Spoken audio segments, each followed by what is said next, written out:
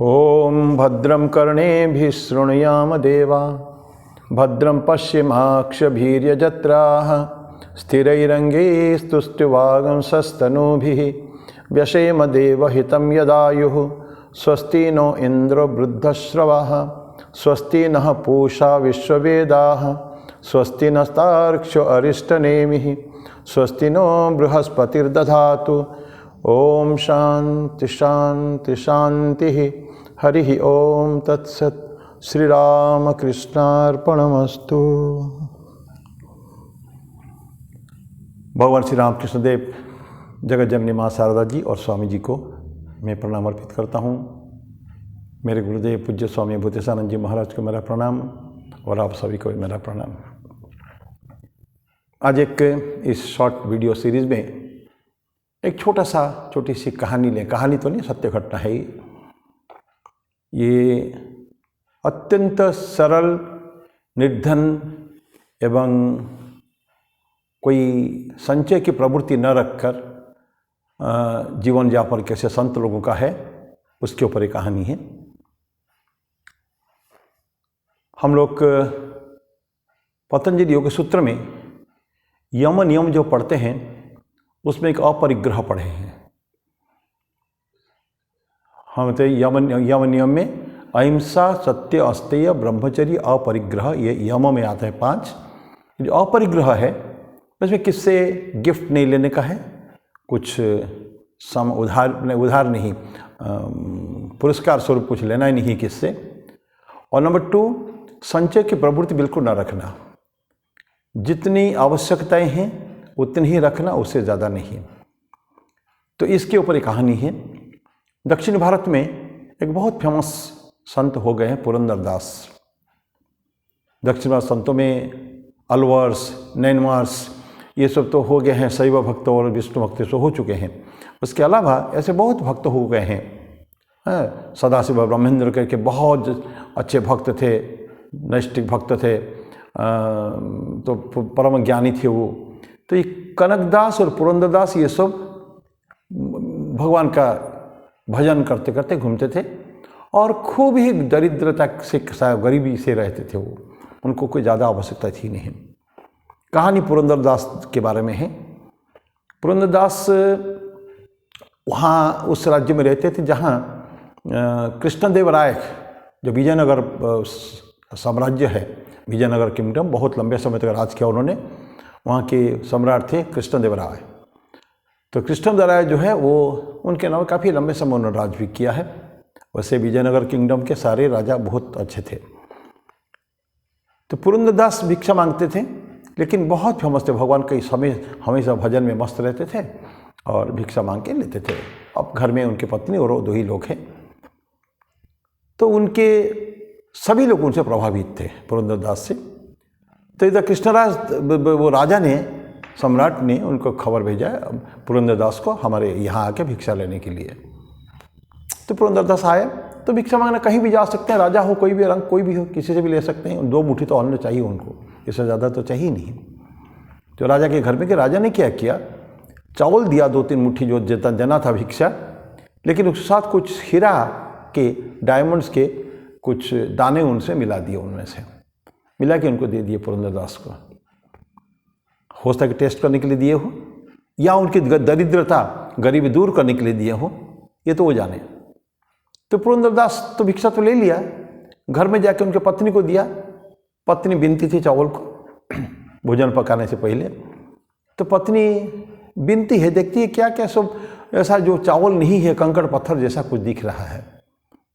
उनको लगा, समझ गई कि ऐसा कुछ समझ गई होगी ज़रूर कि ये कोई अत्यंत कीमती सामान है, चीज़ें हैं, मणिमाणिक्य कुछ है। तो उसने क्या किया, उसको निकाल लिया। निकल के पीछे उनका एक गड्ढा था, वो गड्ढे में उनके फेंक दिया लेके। डंप यार्ड जिसको कहते हैं, कोई सामान लेके कचरा वहाँ डाल देते हैं, वहाँ लेके डाल दिया। फिर अगले दिन पुरंदरदास गए उनके पास, राजा के पास फिर पहुँच गए। हर रोज़ राजा ने बोला था हर रोज़ आना, तो हर रोज़ उनके पास भिक्षा लेने गए। 2 मुट्ठी चावल, और प्रत्येक दिन राजा कुछ हीरा मिला के देते थे, और प्रत्येक दिन यहाँ के बीवी को चावल देते थे, और बीवी उसको उठा के उसको फेंक देती थी बाहर। कुछ दिन जाने के बाद राजा को शक हुआ, संदेह हुआ कि मैं इनकी दरिद्रता गरीबी दूर करने के लिए इनको मैं हर रोज़ मणिमाणिक्य कुछ कॉस्टलिस देता हूँ, अगर 2-4 दिन रख के अगर बेच देते उनके जीवन भर में कभी भीख मांगने की जरूरत नहीं पड़ता। तो उन्होंने धीरे धीरे संशय हुआ उनके मन में, किसके प्रति? पुरंदरदास के प्रति। समझ नहीं पाए कि इतना सरल व्यक्ति हैं, उनकी आवश्यकता नहीं इस चीज़ को देने की, और लेंगे भी तो उसके कोई काम में नहीं आने वाला है। तो उन्होंने कुछ दिन के पश्चात जो हर रोज़ आए 2 बूटी चावल लेते थे, अगले दिन फिर आते थे। राजा ने बोली दिया बोलते बोलते कि देखिए संत जी कि लोभ एक ऐसा चीज़ है तो वो उससे कोई व्यक्ति अछूत नहीं रह सकता है। महंगे से सामान के प्रति लोभ से साधारणतः अछूत रहना ये थोड़ा मुश्किल है। आप ही के केस में देखिए ना, तो ये जो आपके केस में देखिए ये जो बोल दिया है, ये पुरंदरदास को मामला ठीक नहीं लगा। उसने भिक्षा तो ली, लेकिन राजा को अगले दिन बुलाया अपने घर में। राजा को लेके गए, आप मेरे घर में आई, मेरी पत्नी से मिलिए, आप क्या देते हैं उसका क्या होता है पत्नी बताएगी, मुझे कुछ पता नहीं है। और पुरंदरदास उनके घर में गए, जाके पूछे कि तब वो उनकी पत्नी चावल बीन रही थी कि माँ आप क्या कर रही हो अभी? ना बेटा चावल बीन रही हूँ। कोई व्यक्ति हर रोज़ कुछ ना कुछ मिला के उसे कंकड़ पत्थर टाइप का उसको दे देते हैं, उसके मेरे को अलग करना पड़ता है, वो हमारे किसी काम का नहीं है। राजा समझ गए वो जो कंकड़ पत्थर जो बोल रही हैं वो मेरे ही दिए हुए चीज़ें हैं वो। तो बोले कि उसको क्या करती हो आप? बोले कि हम उसके फेंक देते हैं पीछे। तो कहाँ फेंका? देखने गए राजा, वो देख के अचंभित हो गए। अभी तक इतने दिनों से जितने हीरा जो कुछ दिए हैं, कान उसके दाने मोती माणिक्य के और हीरा के, ये सब के सब पीछे की तरफ वो डंप यार्ड में पड़ा हुआ है। आश्चर्यचकित हो गए और उनके मन में एक जो श्रद्धा जो होती है, श्रद्धा तो भरपूर हो गया है, लेकिन चिंता में पड़ गए। सोच नहीं पा रहे थे कि इतना निर्लोभिता, इतने अपरिग्रही कोई व्यक्ति हो भी सकता है। कहानी यही समाप्त होती है। कहानी इतनी ही है, छोटी सी कहानी है, जस्ट टू शो कि संतों को कुछ चाहिए नहीं। मैं अनंत बार ये चीज़ बोलता हूँ हमेशा कि आप देखिए जितने संत देख लीजिए भारतवर्ष के, 1, 2, 3 को छोड़ दीजिए मुश्किल से। कहते रहीमन बड़ा वो थे, और राजर्षि जनक तो खैर तो राजा भी थे, ऋषि भी थे, लेकिन और कुछ लोग थे ऐसे जो लोग थोड़ा सा संत होने के बाद भी उनके पास पैसा था। याज्ञवल्क्य की कहानी हम लोग पढ़ते हैं उपनिषद में। याज्ञवल्क्य महान ऋषि थे, जंगल में गृहस्थ थे, 2 पत्नियां थी और अकूत संपत्ति उनकी थी। जाने से पहले उन्होंने संपत्ति को 2 भाग कर दिया था। लेकिन वहाँ भी देखिए याज्ञवल्क्य ने सारी संपत्ति को 2 भाग में विभक्त कर दिया। आधा मैत्रेयी को दिया, ये पहले इसके ऊपर मैं वीडियो दे चुका हूँ। आधा मैत्रेयी को दिया और आधा कात्यायनी को दिया, लेकिन मैत्रेयी ने मना कर दिया, मेरे को ये नहीं चाहिए। जिस संपत्ति से जिससे ईश्वर लाभ नहीं होता है वो मुझे किसी काम की नहीं है। बड़ी लंबी कहानी है वो। उनके फिर याज्ञवल्क्य से उनकी पतिदेव से पूछते हैं, आत्मा अनात्मा आत्मा के बारे में पूछते हैं, और उनको याज्ञवल्क्य मैत्रेयी संवाद उपनिषद में है। तो ऐसा बहुत संत हो गए। क्यों? What for? संतों की, ये सब बड़े बड़े संत की जिनकी बात कह रहा हूँ, तुकाराम हुए, नामदेव हुए, भगवान श्री रामकृष्ण देव हुए, माँ शारदा हुई, जैसे कितने संत हैं, पुरंदरदास, कनकदास, जितने हो गए हैं, और महाराष्ट्र के इतने संत हैं, सबके सब इनवेरिएबली गरीब थे। उसमें से कोई भी धनी नहीं था, कोई भी एक भी संत उसमें धनी नहीं था। जबकि हम ये भी पढ़े हैं, सुने हैं, ये सब कहानियाँ कल जैसा ही है, सब 500 साल के अंदर की तो है कहानियाँ। वो ईश्वर के साथ उनके डायरेक्ट कांटेक्ट, जैसे ठाकुर माँ के साथ बातचीत करते थे, उस तरह के सभी संत विट्ठल से, उन भगवान कृष्ण, उनके ज़्यादातर लोगों के आराध्य देव भगवान कृष्ण थे, विट्ठल। वहाँ की महाराष्ट्र में उनको विट्ठल के नाम से जाना जाता है। तो उनके होने के बाद भी कभी भी उन्होंने जीवन में अपने लिए सुख सुविधा ही नहीं चाहा उन्होंने। क्यों? सुख सुविधा अगर चाहेंगे तो ईश्वर से विलग हो जाएंगे। ईश्वर से डायरेक्ट कांटेक्ट के लिए, ईश्वर के प्रति उनको सिर्फ भगवान चाहिए ना, भगवान से कुछ नहीं चाहिए उनको भगवान को ही चाहते थे वो। तो उनकी संपत्ति, ऐश्वर्य, भोग विलासिता की सामग्री, उनको कुछ नहीं था, एक्सटर्नल रिचनेस उनको नहीं था, जो था उनका अंदर था, इंटरनल। तो ऐसे संतों की कहानियाँ हैं। मैं एक छोटी सी और कहानी कह समाप्त करूँगा इसमें। ये जो अपरिग्रह का हाइट्स कैसे हो सकता है, ये सब पढ़ी हुई बातें हैं। एक फकीर थे, ये तो कहानी केवल है, सत्य घटना है कि नहीं मुझे पता नहीं है, पुरंदरदास से कहानी सत्य घटना है, लेकिन ये जो मैं कह रहा हूँ एक फकीर की कहानी है। एक फकीर थे, वो माने इतनी ज़्यादा अपरिग्रही थे, कुछ उनको घर में कुछ नहीं उनका, अगले दिन के लिए भी कुछ बचा के रखते नहीं थे। कहते हैं ना, सेविंग फॉर मरो टुमारो, कल क्या होगा नोबडी नोस, तो ईश्वर की मामला है, अल्लाह जाने क्या होगा।